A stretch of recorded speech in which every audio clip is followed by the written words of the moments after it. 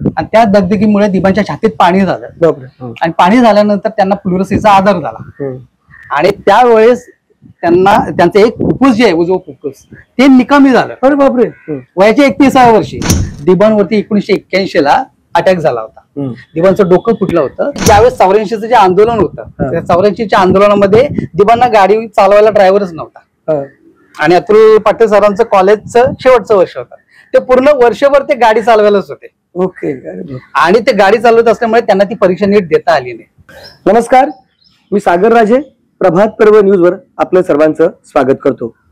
वळवली गावचा एक संघर्षाची किनार असलेला चित्रपट दिग्दर्शक मुकेश कांबळे गेल्या अनेक वर्षांपासून लोकनेते दिबा पाटील यांच्या त्यागाचा, त्यांच्या कार्याचा, त्यांच्या लढ्याचा गाभा समजावून घेत त्यांच्या जीवनावर एक सशक्त चित्रपट निर्माण करण्यासाठी झगडत आहेत.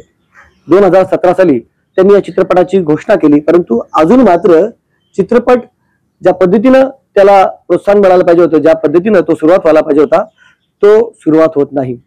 खरं म्हणजे लोकनेते दिबा पाटलांचा जसा संघर्ष अविरत चालू राहिला आणि तशाच पद्धतीने मुकेश कांबळे यांचा देखील संघर्ष आजपर्यंत सुरू आहे. या चित्रपटाच्या मुळे खरोखर त्यांनी अनेक गोष्टी आज त्यागलेल्या आहेत. म्हणजे लोकनेते दिबा पाटलांनी जशा समाजासाठी अनेक गोष्टी या ठिकाणी त्यागल्या, अनेक ठिकाणी त्यांना संघर्ष करावा लागला, त्याच पद्धतीने मुकेश कांबळे यांचा लढा सुरू आहे. या चित्रपटाच्या प्रेमापोटी त्यांनी अनेक समस्यांना तोंड दिलेलं आहे. खरोखरच त्या चित्रपटामुळे त्यांचं खूप मोठं नुकसान झालेलं आहे. काही जीवनातील महत्वाच्या गोष्टी देखील त्यांना त्यागाव्या लागलेल्या आहेत. त्यांचा तो संघर्ष आपल्याला जाणून घ्यायचा आहे. लोकनेते दिबा पाटील यांचा चित्रपट का सुरू होऊ शकला नाही याविषयी देखील त्यांना विचारायचं आहे. चित्रपटामध्ये नेमका कोणत्या गोष्टी पाहायला मिळणार होत्या ज्या सर्वसामान्यांना माहीत नाही, याविषयी देखील आपल्याला जाणून घ्यायचं आहे. मुकेशजी, स्वागत आहे आपल्या प्रभात न्यूज मध्ये. खरोखरच वळवली गावचे एक स्थानिक रहिवासी आहात आणि निश्चितच स्थानिक असल्यामुळे ज्याप्रमाणे प्रत्येकाला लोकनेते दिबा पाटलांविषयी प्रेम आहे, त्यांच्याविषयी आदर आहे, तो आपल्यामध्ये आहेच. आणि म्हणूनच कदाचित या सगळ्या गोष्टीमुळे इतर कुठले प्रोजेक्ट करण्यापेक्षा ज्या प्रोजेक्टवर आपण जास्त लक्ष द्यावं अशी आपल्याला इच्छा झाली असेल. कशी काय अटॅचमेंट होती दिबा पाटलांची आणि हा चित्रपट आपण निर्माण करण्याचा किंवा या चित्रपटाविषयी तयारी करण्याचं आपल्याला काय वाटलं? खरं तर 2017ला ह्या सगळ्या गोष्टींची सुरुवात झाली होती. म्हणजे मला आठवतं की सुरुवातीला मी डॉक्युमेंटरी या स्वरूपात सगळं करणार होतो, परंतु ज्या पद्धतीनं सिनेमाचा जो आवक आहे तो माझ्या समोर आला आणि त्याच्यानंतर असं वाटलं की सिनेमासाठी ज्या गोष्टी आवश्यक असतात ते सगळं मटेरियल ह्या सगळ्या दिबांच्या आयुष्यामध्ये सगळं आहे.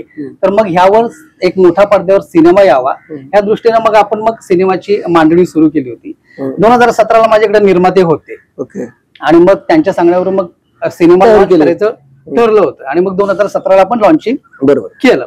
आता लॉन्चिंग केल्यानंतर सिनेमाचं जेव्हा स्क्रिप्टिंगचं काम आलं ते रिसर्चचं काम होतं आणि त्या प्रवासामध्ये मला अनेक लोक भेटत गेले जे दिबांच्या सोबत राहिले होते, वावरले होते.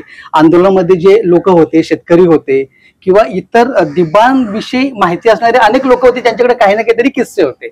या सगळ्या लोकांना भेटणं आधी गरजेचं होतं कारण सिनेमा झाल्यानंतर काय करता येत नाही. बरोबर. मग 2017 पासून मी त्या लोकांना भेटायला सुरुवात केली. आता साधारणपणे आकडा जो आहे तो 550 लोकांचा माझ्याकडे आहे डेटा. म्हणजे तुम्ही ऑन रेकॉर्ड माझ्याकडे आहे की ह्या लोकांना मी भेटलो आणि मग त्यांच्याकडे त्या सिनेमाविषयी आपण अधिक जाणून घेतलं. त्याच्यानंतर दिबांनी विधानसभेमध्ये, विधान परिषदेमध्ये जी भाषणं केली होती त्यांचा आकडा जवळजवळ 3,500 पर्यंत आहे. लोकांना हे माहितच नाही की लोकनेते दिबा पाटलांची भाषणं कशा रीतीने होती. म्हणजे खरं म्हणजे आपण म्हणतो की त्यांनी आपल्या लोकांसाठी काय केलंय ते भाषणांमधून जास्त जाणार आहे. त्यांचा एक ऑरा होता, बोलण्याची एक पद्धत होती आणि एज्युकेटेड पर्सन होते. अर्थातच ते त्यांची एक बोलण्याची एक पद्धत होती. 3,500 भाषणं. कारण काय होतं की एखाद्या भाषणातून कदाचित असा मुद्दा नको जायला जो सिनेमासाठी उपयोगी होता, त्याच्यामुळे मग ते पुन्हा सगळं वाचावं लागलं. दिबांनी आयुष्यामध्ये जिथे जिथे ज्या काही घटना त्यांच्या आयुष्यात घडल्या तर त्या जिथे घडल्या त्या सगळ्या लोकेशनवर जाऊन रेकी करावी लागली. ओके. आणि तिथे आपण एक मॉकड्रिल म्हणून असं पण बऱ्याच ठिकाणी केलं की ती घटना कशी घडली असेल असं सुद्धा मी माझ्या टीम सगळं जाऊन तिथं ते आपण मॉकड्रिल केलं आणि मग त्याच्यातून जवळजवळ 5 वर्ष मला ह्या सगळ्या रिसर्चला गेली.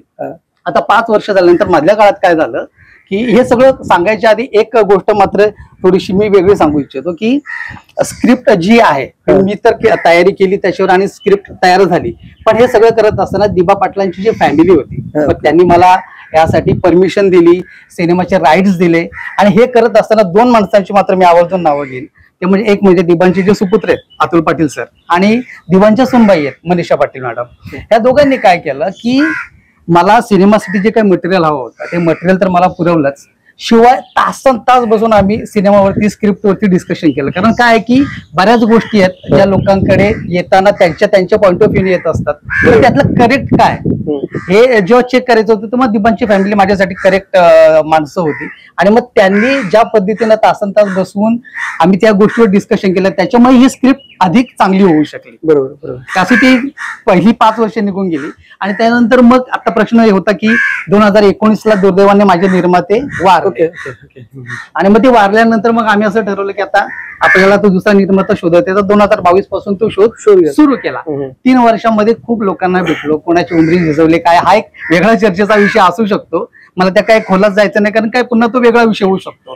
आपलं आता काम आहे की सिनेमावरती फोकस करणं आणि सिनेमा तयार होणं माझ्यासाठी हे गरजेचं आहे. तर मी आता मला असं वाटलं की आता मी खूप लोकांना पडद्याआड भेटलो, राजकारणी असतील व्यावसायिक असतील, तर त्यांना ऐवजी आता आपण लोकांपर्यंत आलं पाहिजे, लोकांना कळालं पाहिजे. कारण 8 वर्ष झालं मला माझ्या गावातल्यापासून ज्यांना ज्यांना दिबावरती सिनेमा येतोय सगळ्यांच्या वरती ज्यांना माहिती आहे त्यांच्या डोक्यात एकच वाक्य असतं आणि त्यामध्ये एकच प्रश्न विचारतात की कवा यावाचा पिक्चर. आता ह्या प्रश्नाचं उत्तर मला वाटतं लोकांना देण्यासाठी जेव्हा सिनेमा झाला असता आपण बसलो तर ते अधिक चांगलं असतं. पण आता जी काय प्रोसेस सुरू आहे ते लोकांपर्यंत मला वाटलं की मांडणं गरजेचं. अर्थातच लोकनेते दिबा पाटील यांच्याविषयीचा चित्रपट म्हणजे तेवढ्याच ताकदीचा, तेवढाच भव्य दिव्य असला पाहिजे, त्यातली कथा देखील तशीच असली पाहिजे. एकतर खरोखरच लोकनेते दिबा पाटलांचा म्हणजे जो जीवनाचा संघर्ष असेल तो इतर सर्वसामान्यांपेक्षा निश्चितच अधिक होता. हे अगदी सर्वसामान्यांना माहिती की बाबा आज देखील म्हणजे त्यांचं कुटुंब जे आहे ना ते जेवढ्या आपली लोक अगदी म्हणजे म्हणूया आपण की श्रीमंती वैभवशाली जीवन जगत आहे तशा पद्धतीने निश्चितच चांगलं सुखी जीवन जगत आहेत ते. परंतु एका खासदाराचा, आमदाराचा, नगर अध्यक्षाचा, विरोधी पक्षाचे नेत्याची मुलं आहेत असं ते अजिबात तिथे जाणवत नाही. काय अशा गोष्टी होत्या दिबांच्या की त्या निश्चितच आपल्या सर्वसामान्याला प्रेरणा देईल. तुमच्यासारखा जे आता दिग्दर्शक आहे आज 2017 पासून तो चिकटून आहे एकाच विषयाला. त्याचं कारण काय की त्याने स्वतः दिबा पाटलांचा संघर्षच पाहिलेला आहे ना. त्याच्यामुळे कुठल्या अशा गोष्टी होत्या की खरोखर त्यांनी देखील प्रचंड अडचणी सहन केलेल्या आहेत आणि त्या चित्रपटामध्ये लोकांना दिसणार आहेत आणि त्या खरोखरच एक प्रेरणादायी असते. बघा कुठलाही सिनेमा घडत असताना त्या सिनेमाच्या भोवती म्हणजे फक्त ती ज्या माणसावरती सिनेमा बनतोय तर त्या माणसाचा जन्म कुठे झाला, तो माणूस किती शिकला, लग्न कधी झालं, त्या माणसाच्या निवडणुका कधी लढवल्या, हे सगळं येतच असतं. बरोबर आहे. त्या सिनेमाच्या सोबत इतर गोष्टी येत असतात. तर त्या कुठल्या गोष्टी असतात तर त्या सिनेमाच्या सोबत एक इतिहास येत असतो. तो सिनेमा जिथं घडला त्याचा भूगोल येत असतो. बरोबर. आणि त्याच्यातले जी पात्र आहेत त्या पात्रांचं एक समाजशास्त्र सुद्धा येत असतं. बरोबर. दिबांच्या बाबतीत जर आपण विचार केला तर दिबांनी इथल्या लोकांसाठी जे काही केलं आता सगळ्या डिटेल एवढ्या छोट्या गोष्टीमध्ये मला सांगता शक्य नाही. बरोबर. बट काही काही मुद्दे जे मी तुम्हाला सांगू इच्छितो की आपल्या लोकांनी ते नक्की विचारात घेणं गरजेचं आहे. दिबा 1957 साली जेव्हा संयुक्त महाराष्ट्राची चळवळ सुरू होती त्यावेळेस दिबांनी प्रचंड धावपळ केली होती. त्यांना अटकही झाली होती, 1 वर्षभर जेलमध्ये होते ते. आणि त्या 1 वर्षाच्या कालावधीमध्ये दिबांना प्रचंड दगदग झाली होती आणि त्या दगदगीमुळे दिबांच्या छातीत पाणी झालं आणि पाणी झाल्यानंतर त्यांना प्लुरसीचा आजार झाला आणि त्यावेळेस त्यांचं एक फुफ्फुस जे आहे उजवं फुफ्फुस ते निकामी झालं. अरे बापरे. वयाच्या 31व्या वर्षी. आणि डॉक्टरांनी काय सांगितलं की याच्या पुढे आयुष्यात तुम्ही दगदग करायची नाही, धावपळ करायची नाही, जसं पथ्य पाण्याचं आयुष्य आहे तसं जगायचं. एक फुफ्फुस त्यांच्या वयाच्या 21व्या वर्षात निकामी झालं होतं. आणि मग दिबा त्यावेळेस वकील तर होतेच, त्यांनी ठरवलं असतं तर वकिली करून त्यांचं आयुष्य ते जगू शकले असते. त्यांनी तसं न करता आपल्यासाठी शेकडो आंदोलनं केली, मोर्चे काढले, निवडणुका लढल्या आणि मग आपल्याला सगळं हे वैभव मिळून दिलं. मग हे सगळं दिबांनी त्याग केला ना आपल्यासाठी. त्याच्यानंतर 1981 ची गोष्ट सांगतो तुम्हाला की सरकारला वाटत होती की या जमिनी शेतकऱ्यांच्या ज्या आहेत हे आपल्याला मिळायला पाहिजे. आणि ह्याच्यामध्ये कोण होते? दिबा पाटील होते, जे विरोध करत होते म्हणजे लोकांना. त्याच्या आधी सरकार लोकांनी काय केलं होतं की साम दाम सगळं सरकारनं वापरलं होतं. आता ते होत नाही म्हटल्यावरती मग दिबांवरती 1981 ला अटॅक झाला होता. दिबांचं डोकं फुटलं होतं. दिबांना काही कार्यकर्त्यांनी त्या क्षणाला वाचवलं, अदरवाईज दिबा जेव्हा निशी गेले असते त्याच वेळेला. पण एवढं सगळं असून सुद्धा दिबांनी त्यानंतर सुद्धा लढा सुरू ठेवला. आपल्याला 12.5% मिळवून दिले. बरोबर आहे. मग हे दिबांचा त्याग आहे आपल्यासाठी. एवढंच नाही तर आज आपण म्हणूया की आगरी समाज जो आहे तो आरक्षण कशातून घेतो? तर ओबीसी मधून घेतो. बरोबर. मग 1983 ला ओबीसीला आरक्षण मिळावं यासाठी मंडल आयोगाच्या समर्थनार्थ दिबांनी काही मोर्चे काढले होते, आंदोलन केली होती. ते संबंध महाराष्ट्रभर होतं. आणि त्याची दिबांना इतकी दगदग झाली की दिबांना त्यावेळेस हार्ट अटॅक आला. अरे बापरे, हे माहितीच नाही बरं लोकांना. आणि मग एवढं सगळं असून सुद्धा दिबांनी लढले. ओबीसीला आज आरक्षण आहे. तर एवढा त्याग दिबांनी.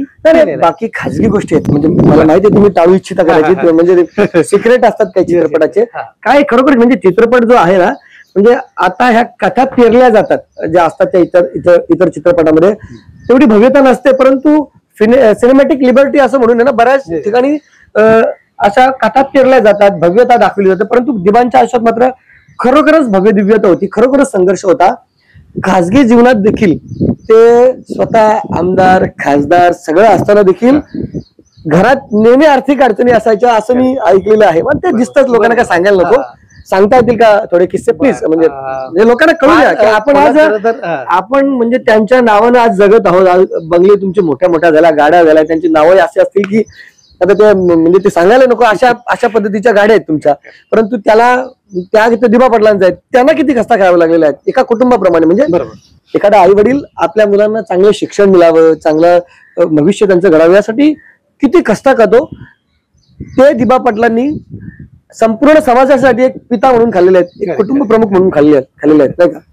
मला खूप असं पुन्हा तेच आहे, माझी अडचण आहे की भरून तरी येतात सगळ्या ह्या गोष्टी करत, पण खूप डिटेल मध्ये जाण्याची मी काही गोष्टी सांगतो की एक माणूस जेव्हा आंदोलनामध्ये असतो, सामाजिक कार्यामध्ये असतो, तेव्हा त्याचं कुटुंब देखील असतं, सफर करत असतं. आपल्याकडे आपण बघूया की एखादा सरपंच असेल तर त्याची बायको सुद्धा तोऱ्यामध्ये असते. मग ज्या बाईचा नवरा 5 वेळा आमदार, एकदा विधान परिषद सदस्य, 2 वेळा खासदार, 2 वेळा विरोधी पक्ष नेता आणि एकदा नगराध्यक्ष असेल, तर त्या बाईचा तोरा किती असायला पाहिजे होतं. बरोबर. पण दिबांनी जेव्हा ठरवलं की संयुक्त महाराष्ट्र चळवळीनंतर की मला आता नोकरी वगैरे वकिली सोडायची आहे आणि सामाजिक कार्यामध्ये ह्या लोकांसाठी उतरायचंय, तेव्हा मग कुटुंबाची जबाबदारी कशी पार पाडायची. तर त्यावेळेस त्यांच्या मिसेस ज्या होत्या, ज्या आगरी समाजातल्या दुसऱ्या अशा महिला होत्या ज्या ग्रॅज्युएट झालेल्या होत्या. दुसऱ्या महिला आगरी समाजातील पहिले आपले दिबा पाटील साहेब ज्यांनी एवढा संघर्ष केला, त्यांची महिला देखील त्यांची महिला सुद्धा त्यांची देखील. तर त्या दुसऱ्या ज्या अशा स्त्री होत्या जे ग्रॅज्युएट झाले होते आगरी समाजामध्ये, त्यावेळेस त्यांनी नोकरी केली. 31 वर्ष जवळजवळ त्यांनी ती नोकरी सांभाळली. एवढं त्यांनी सॅक्रिफाईस स्वतःसाठी केलं. दिबांचे जे मोठे मुलगे आहेत अभय पाटील त्यावेळेस मॅट्रिकला पहिले आले होते शाळेमधून, आणि मग पहिले आल्यानंतर साहजिकच चांगल्या कॉलेजमध्ये जातील अशी सगळ्यांना अपेक्षा होती. दिबांचे जे सासरे होते तुकाराम म्हात्रे, हे आगरी समाजातले पहिले वकील. अरे बापरे. तर मग त्यांनी असं दिबांना सांगितलं की आता मुलगा खूप हुशार आहे, तर त्याला आपण एखाद्या चांगल्या कॉलेजमध्ये टाकूया. त्यावेळेस दिबांनी काय सांगितलं त्यांना की मी जर माझ्या मुलाला दुसऱ्या कॉलेजमध्ये टाकलं तर मी जे आता कॉलेज सुरू करतो, जे आता आपण एएससी कॉलेज डोंबाळा कॉलेज तर ते आता सुरू केलंय, तर मग माझ्या मुलाला जर दुसऱ्या कॉलेजमध्ये टाकलं तर मी लोकांना कुठल्या तोंडाने सांगू की तुमच्या मुलांना ह्या कॉलेजमध्ये टाका. आणि म्हणून मग त्यांच्या मुलांना दिबांनी विचारले काय करायचं, मुलांना सांगितलं बाबा तुम्ही ठरवलंय तेच करायचं. आणि मग त्यांचा मुलगा डोंबाळा कॉलेजमध्ये गेला आणि त्याच्यानंतर ती कॉलेज जी आहे ती कॉलेज सुरू झाली. त्याच कॉलेजच्या जीवावर दिबांनी नंतर मॉडर्न कॉलेजची स्थापना केली. नंतर मोखाड्याला एक कॉलेज आहे, त्या कॉलेजची स्थापना केली. दिबांचे जे दुसरे सुपुत्र आहेत अतुल पाटील, बघा कसा त्याग असतो. ते सुद्धा मॅट्रिकला पहिले आले होते शाळेतून, इतके हुशार ते. आणि ज्यावेळेस 84चं जे आंदोलन होतं, त्या 84च्या आंदोलनामध्ये दिबांना गाडी चालवायला ड्रायव्हरच नव्हता. आणि अतुल पाटील सरांचं कॉलेजचं शेवटचं वर्ष होतं, ते पूर्ण वर्षभर ते गाडी चालवायलाच होते. ओके.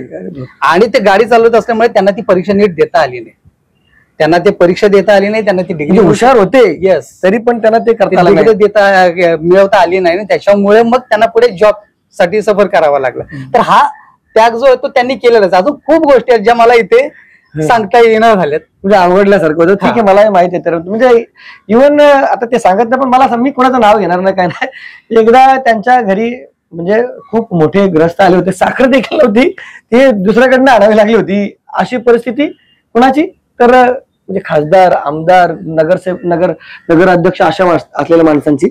आता ते का सांगत नाही मला माहित नाही, तो त्यांचा विषय आहे. ठीक आहे, म्हणजे अशा आर्थिक अडचणी असतील, घरच्या अडचणी असतील, कित्येक इव्हन त्यांनी म्हणजे मला वाटते EPF चे पैसे काढून देखील त्यांच्या मुलाचं नातवाचं जे काही शिक्षण झालेलं आहे त्यासाठी काही कुठे त्यांच्याकडे काय असे वडिलोपार्जित खूप संपत्ती नव्हती, तर ते त्यांच्या मिसेसचे जे काही PF चे पैसे होते ते काढले, त्याच्यातून मग ते ऍडमिशन वगैरे केलं. अशा खूप म्हणजे एखाद्या म्हणजे गरीबाला ह्या समस्या येतात, ते काय नवीन नाही. परंतु जो गरीब राहूच शकत नव्हता, बरोबर ना, म्हणजे एखाद्या गरीबाला घरी म्हणजे प्रत्येक गोष्टीची अडचण असली, आर्थिक अडचण असणे, अगदी त्याच्या मुलाला कपडा लत्ता, त्याच्यासाठी शिक्षणाची अडचण असणे, घरात साखर नसणे, हे सर्वसामान्य गरीब म्हणजे अतिशय गरीब कुटुंबाला येणाऱ्या रेग्युलर समस्या आहेत. परंतु ज्यांचं जीवन म्हणजे तुम्ही म्हणता की बाबा त्यांचे सासरे पहिले वकील, ज्यांची बायको पहिली ग्रॅज्युएट, ज्यांचा मुलगा मॅट्रिक मध्ये पहिला नंबर येतो, ज्यांच्या मुलाचा म्हणजे कॉलेजमध्ये पहिला नंबर येतो, सगळं, आणि ते स्वतः एवढ्या मोठ्या लेवलचे, तरी देखील त्यांना या सगळ्या सर्वसामान्य गरीब माणसाला येणाऱ्या समस्या त्यांना सोडाव्या लागल्या. म्हणूनच कदाचित आपला समाज आज सुखाचं जीवन जगत आहे. बरोबर. आपण खरं म्हणजे दिबांच्या चित्रपटाविषयी आणि जीवनाविषयी जर बोलायला लागलो, मला वाटतं मुलाखत संपूर्ण त्याच्यातच संपून जाईल, तरी पत्ता लागणार नाही. आता चित्रपटाची तयारी करत असताना प्रत्येक गोष्टी आपण ना कॉम्प्रोमाइज न करण्याचं ठरवलं होतं. त्याच्यावर काय मेहनत केली होती? म्हणजे उदाहरणार्थ गाणी असतील, म्हणजे संगीत असेल, संगीतकार असतील, म्हणजे लिरिक्स असतील, या सगळ्या गोष्टी खूप चांगल्या लेवलला आपण प्रयत्न केला होता, आणि तरी देखील जुळत नाही गोष्टी. काय घोडं कुठं अडले नेमका, आणि काय केलं पाहिजे असं तुम्हाला वाटतं? पहिला जो तुमचा प्रश्न होता की काय तयारी केली असेल, तर 2022 ला माझा लेखक म्हणून माझा रोल संपला होता, आणि 2022 नंतर माझा दिग्दर्शक म्हणून त्या सिनेमासाठी रोल सुरू झाला. आता सिनेमाची आजवर तयारी जर सांगायची झाली तर स्क्रिप्ट आपलं आपण लॉक केलं, त्याच्यात ब्रेकडाऊन केलं. फिल्मसाठी जे लोकेशन्स लागतात, जवळजवळ 46 लोकेशन्स आहेत, त्या लोकेशनचे रेकी करून झाले.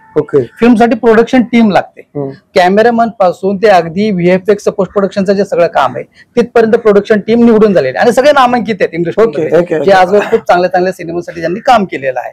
फिल्मसाठी जे गाणी आहेत, आपल्या भाषेचा सुगंध असला पाहिजे आपल्या, अर्थातच. तर ती सगळी गाणी लिहून घेतली, जवळजवळ 7-8 महिने त्याच्यावर गेले. आता फिल्म मध्ये जर सांगायचं झालं तर एका फिल्म मध्ये 30, 40, 50 कॅरेक्टर असतात. बरोबर. ह्या फिल्म मध्ये 130 पेक्षा जास्त कॅरेक्टर्स आहेत. मग त्याच्यामध्ये अगदी तुम्हाला सांगायचं तर महाराष्ट्राचे 6 माजी मुख्यमंत्री आहेत, जे अगदी वसंतराव नाईकांपासून ते अगदी शंकरराव चव्हाण असतील, अगदी बॅरिस्टर अंतुले असतील, वसंतदादा पाटील असतील, शरदराव पवार असतील, मनोहर जोशी असतील, बाळासाहेब ठाकरेंपासून ते इंदिरा गांधींपर्यंत. अरे बापरे. दिबांचे अत्यंत जवळचे सहकारी 2 होते. ते म्हणजे एक म्हणजे दत्तूशेठ पाटील होते, दुसरे जनार्दन भगत होते. हे सिनेमामध्ये दिसत आहेत. भारतीताई पवार दिसत आहेत, वाजेकर शेठ दिसत आहेत, रामचंद्र ठाकूर साहेब असतील, पाटील आहेत, सगळ्यात गणपतराव देशमुख आहेत, ND पाटील आहेत, भाई वैद्य आहेत, सगळे कॅरेक्टर, SM जोशी आहेत. ही सगळी कॅरेक्टर्स असताना काही लोकल कॅरेक्टर्स पण होते, पात्र होती, जी दिबांचे सहकारी आहेत होते त्या काळामध्ये. म्हणजे अगदी अंतू शेठ पासून ते जोमा ठाकूर पर्यंत, काळू शेठ पासून ते अगदी एकनाथ धुमाळ पर्यंत ही सगळी मंडळी जी आहेत ही दिबांच्या सोबत होती. अगदी शहरी भागातले जर आपण म्हटलं तर गोखले होते, वैद्य होते, लिमये होते, गांधी होते, गुळवे होते, विखेचे. ही सगळी मंडळी सिनेमात पडद्यावर दिसली पाहिजेत. त्याच्यामुळे ती 130 पेक्षा जास्त कॅरेक्टर सिनेमामध्ये आहेत. मॉब किती आहे ते मी सांगत नाही. कुठलाही सिनेमा घडत असताना मी जसं मग तुम्हाला सांगितलं होतं याचं कल्चर येतं. तर आपलं जे कल्चर आहे ना ते मोठ्या पडद्यावर आजपर्यंत काही नीट दिसू शकलेलं नाही. मग आपण त्याचा जर प्रामुख्याने विचार केला तर आपली भाषा, आपली आगरी भाषा आहे, आपल्याला अभिमान आहे आपल्या भाषेचा, पण आपली भाषा मोठ्या पडद्यावरती कधी नीट दिसलीच नाही. माझा तो आग्रह आहे की आपली भाषा आहे ना तिच्यात एक गोडवा आहे, तर तो मोठ्या पडद्यावर चांगल्या पद्धतीने आवश्यक तीच भाषा दिसली असेल. फिल्म काही पूर्ण आगरी भाषेत नाही, प्रमाण भाषेत आहे, बट जिथे जिथे जे कॅरेक्टर्स आहेत ते त्याच्यामध्ये ती बोली भाषा तीच बोलतील ना, त्याच्यामुळे ती दिसली पाहिजेत. आपलं खाणं घेणं जे आहे सागरजी, आजही कुठे आपण शेतावर जेव्हा बघतो काम करताना तेव्हा लोक सकाळी नाश्त्याला पोहे खात नाही, उपमा खात नाही. ते काय असतं की हातावर भाकरी असते, त्याच्यात सुकीची चटणी असते किंवा उंबराची चटणी असते, तर ही पडद्यावर दिसली पाहिजे. आपली चिमणी पडद्यावर दिसली पाहिजेत, मुऱ्या दिसले पाहिजेत, मुठे दिसले पाहिजे, वजडी मुंडी हे पडद्यावर दिसलं पाहिजे. हा सगळं आहे हे त्याच्यामध्ये. सगळं त्या सिनेमामध्ये आहे. सिनेमाचे जर वेशभूषेचं जर तुम्हाला मी जर बोललो तर आपण आतापर्यंत खूप वेशभूषा असलेली माणसं पाहिली, पण एखादा कोळी रुमाल लावलेला आपला एखादा जर डोकरा मोठ्या पडद्यावर जर दिसला तर काय प्रॉब्लेम आहे? म्हणजे बघा ना किती तुम्ही बारीक बारीक गोष्टी तपशील किंवा एखादे सोगळे नेसलेली, कानात पेरी घातलेली आपली एखादी बय जर पडद्यावर दिसली तर काय कोणाला अडचण आहे? बरोबर. तुमचे संगीत जे आहे, संगीत आजही आपण कुठल्या हळदीत गेलो तर आपल्याला वेस्टर्न गाण्यावरती नाच येत नाही, आपल्याला आगरी कोळी गीतं लागली तरच नाच येतो. तर हे आपलं कल्चर आहे ना, हे सिनेमाच्या सोबत येणार ते पडद्यावर दिसलं पाहिजे.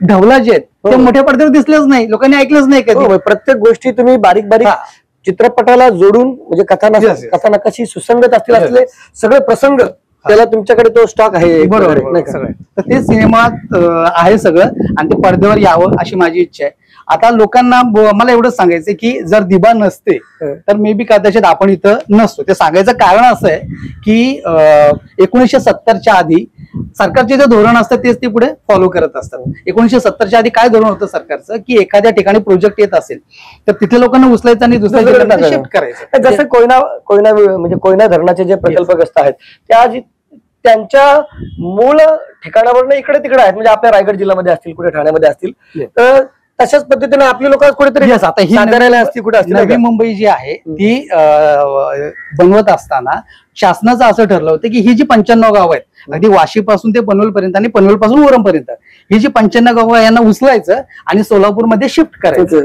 आता त्यांना जर शिफ्ट केलं असतं त्याच्यानंतर जे जे प्रोजेक्ट झाले, मग आपण म्हणूया की एअरपोर्टचा जो काही प्रोजेक्ट आहे त्या लोकांना पण दुसऱ्या जिल्ह्यात शिफ्ट केलं असतं. नायनाचा जो काय आता प्रोजेक्ट आहे त्या लोकांना शिफ्ट केलं असतं आणि नियमच झाला असता. तो नियमच झाला असता. हे सगळं मोडलं कोणी? दिबा पाटलांनी. म्हणजे आज आपण जे इथे सगळं मिरवतोय, जो काही घास खातोय तो कोणाच्यामुळे खातोय तर दिबांच्यामुळे खातोय. त्याच्यामुळे दिबांवरती सिनेमा येणं, आपला माणूस किती मोठा आहे, किती आवाज एवढा मोठा आहे हे आता आपणच सांगण्याची गरज आहे. बरोबर आहे ना. नाही मी काय म्हणतो, खरं म्हणजे अडचणी इथे एक निर्माता असणं आवश्यक आहे. तुमचे प्रामाणिक प्रयत्न होते निर्माता मिळावा, तुम्हाला आश्वासने देखील दिली गेली नाही. त्यांच्यापर्यंत का पोहोचत नाही ही गोष्ट की बाबा हा दिबा पाटलांचा इतिहास मांडणं? म्हणजे मी तर म्हणतो बाबा इथे कितीतरी स्थानिक लोक आहेत आपली की बाबा ते देखील खूप मोठे पैसेवाले आहेत असं म्हणूया आपण, किंवा ज्यांना वाटतं स्वतःला की बाबा आपण दिबा पाटलांमुळेच आज हे सगळं बघतोय. अगदी बोलतात बाबा दिबांची पुन्हा गाड्यांवर लिहितात, सगळीकडे लिहितात, घरात असतं, सगळीकडे असतं. मग प्रत्येक गोष्ट म्हणजे जेव्हा निर्माता पाहत असतो त्याची सहानुभूती असली पाहिजे आणि त्याला प्रॉफिट असला पाहिजे. हे गणित आहे सगळ्यात. बरोबर. म्हणजे त्या चित्रपटाविषयी त्याला श्रद्धा असली पाहिजे. श्रद्धा नसेल असा प्रश्नच नाही. म्हणजे प्रत्येक इथल्या जो आपल्या समाजाचा असेल तर त्याला निश्चितच श्रद्धा असेल. त्याला प्रॉफिट दिसत नाही असं म्हणता येईल का की बाबा तो चित्रपटच चालणार नाही असं त्याला काय तुम्हाला भीती आहे का किंवा त्यांना भीती आहे का? बघा कसं आहे की मी 2004 पासून या क्षेत्रात आहे. त्याच्यामुळे कुठलाही प्रोजेक्ट घेऊन जाताना त्याचा जर बिझनेस मॉडेल नसेल तर तो आपण कोणी ऍक्सेप्टच करणार नाही. मला तेच म्हणायचं. तर 2017ला जेव्हा फिल्म आपली लॉन्च झाली तेव्हा निर्माता होता, याचा अर्थ निर्मात्याला मॉडेल पटलेलं होतं. बरोबर. ते दुर्दैवाने वारले आणि त्याच्यानंतर आता काय झालं की मी ज्यांच्याकडे जातोय त्यांना बिझनेस मॉडेल पटतं, ते कामही सुरू होतं. मध्येच काय अडचणी येतात ते मला माहिती नाही. आता त्या खोलात पुन्हा जायला नको.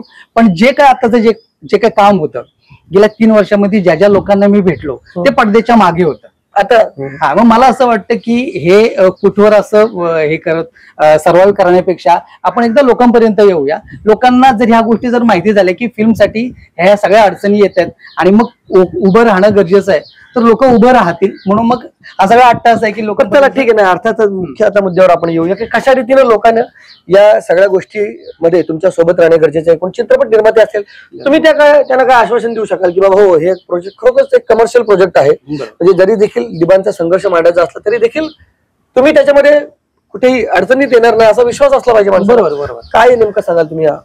बघ कसं आहे की सिनेमाचं जसं मी सांगितलं की बिझनेस मॉडेल तर वाऱ्या काय आपल्याला आली साथ देत नाही. बोला. बिझनेस मॉडेल जे आहे ते बिझनेस मॉडेल तर आहेच, त्याच्याशिवाय सिनेमा पुढे जाऊ शकत नाही. फिल्मचं मेकिंग पासून ते अगदी रिकव्हरी पर्यंत जे काही सगळं बिझनेस मॉडेल आहे ते सगळं समोर आहे. ज्यांना वाटेल की ह्या माणसावरती सिनेमा केला पाहिजे, आपण पाठीशी उभं राहिलं पाहिजे, त्या सगळ्यांना मी भेटायला तयार आहे आणि त्यांच्यासोबत सगळ्या डील करायला तयार आहे. जोपर्यंत ते कन्व्हिन्स होत नाही तोपर्यंत ते पुढे येणारच नाहीत. तर मला असं वाटतं की आता हे सगळं काय मॉडेल आहे आणि काय हे मी आता इथं थोडक्यात सांगू शकत नाही. सॉरी, मी माझी पाठीमागे होतो 2 मिनिटं, की या चित्रपटामुळे खरोखर तुम्हाला खूप त्याग करावा लागलेला आहे. म्हणजे व्यक्तिगत आयुष्यात त्याग करावा लागलेला आहे. या चित्रपटाच्या तुम्ही प्रचंड प्रेमात आहात, ही गोष्ट अगदी प्रत्येकाला समजेल. मी आता बऱ्याच वेळेला तुमच्याशी बोलल्या कारणाने मला लक्षात आलेलं की इतर अनेक प्रोजेक्ट होते जे तुम्ही सहज करू शकले असते, परंतु या चित्रपटाच्या प्रेमात असल्या कारणानं तुम्ही त्याच्यातनं बाहेर पडू शकले नाही. काय त्याग केलं थोडक्यात सांगू शकाल का? हे खूप दिबांच्या त्यागापुढे आपला त्याग करत काहीच नाही. बट मी एवढं सांगू इच्छितो की मी 2017ला कार घेऊन फिरत होतो, आता स्कूटीवर आलोय. बट एवढं सगळं करत असताना माझी जी फॅमिली आहे, माझी बायको मुलं, फॅमिलीला आपल्यासोबत सर्वाइव्ह करावं लागतं. बट त्या सगळ्यांना माहितीये की किती मोठं काम आहे, तर ते सुद्धा माझ्यासोबत माझ्या पाठीशी आहेत.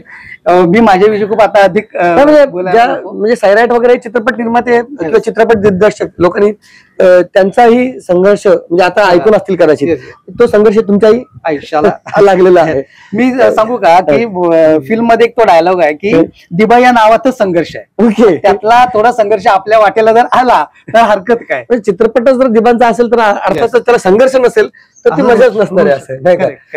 समारोप करायचा लोकांनी किंवा निर्मात्यांनी जर आपल्याशी संपर्क करायचा झाला तर काय केलं पाहिजे? बरं, काही फार हे करायची गरज नाही. पनवेल पासून 6 किलोमीटरवर वळवली नावाचं माझं गाव आहे. आपण तिथं मला भेटू शकता, किंवा अगदीच नसेल भेट होत तर सागरराजे आहे. नंबर सांगा मला. माझा नंबर जो आहे 9819127736 हा माझा संपर्क आहे. 9819127736 हा माझा नंबर आहे. आपण कधीही संपर्क करू शकता. मी 24 तास अवेलेबल आहे. ओके, तर लोकनेते दिबा पाटील यांची 24 जूनला पुण्यतिथी या ठिकाणी संपूर्ण आपल्या पनवेल रायगड परिसरामध्ये संपन्न होत आहे. विविध सामाजिक उपक्रम असतील, अगदी आंदोलनं देखील आहेत त्या निमित्ताने.